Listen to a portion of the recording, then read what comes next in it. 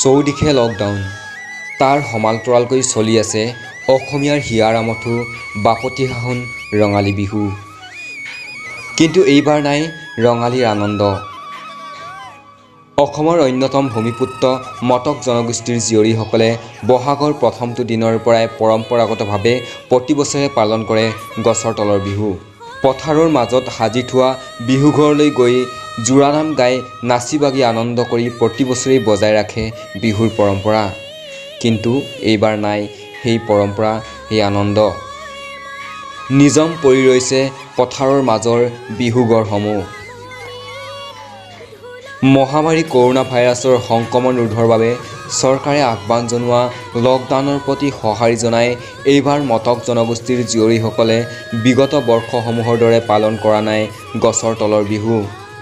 চৰকাৰী নিৰ্দেশনা মানি চলি আৰু জনসমাগমৰ পৰা আঁতৰি থাকি ঘৰতেই নিজৰ পৰিয়ালৰ সৈতে বিহু গাই নিজৰ পৰম্পৰা ৰক্ষা কৰাৰ চেষ্টা কৰিলে জীয়ৰীসকলে।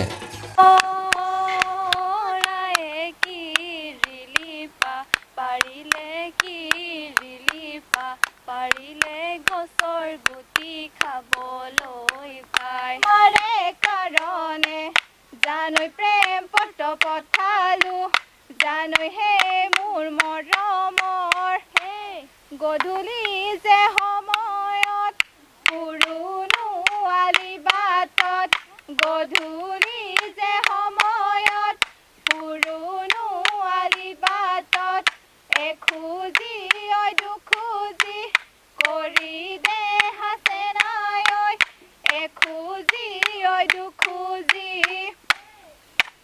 হেইটি যে সময়ত চাৱেনো যেনি তেনি হেইটি যে সময়ত চাৱেনো যেনি তেনি কিজানি বা দেখা পাওঁ বুলি দে হাছে নাই ঐ কিজানি বা দেখা পাওঁ বহাগৰ মাহতে জানৈ লাগে ডালে ভৰি জানৈ বহাগৰ মাহতে জানৈ লাগে ডালে ভৰি জানৈ কলীয়া ঠেৰে জোখে নাইতি জানৈ জনম জানৈ তুমি বিদায় দিলে জানি লমে মৰাই জনম জানৈ থাকিম গছৰ গুটি নাইতি জানৈ কিয় বাৰু অহা নাই জানৈ মোৰে ধনছে নাইতি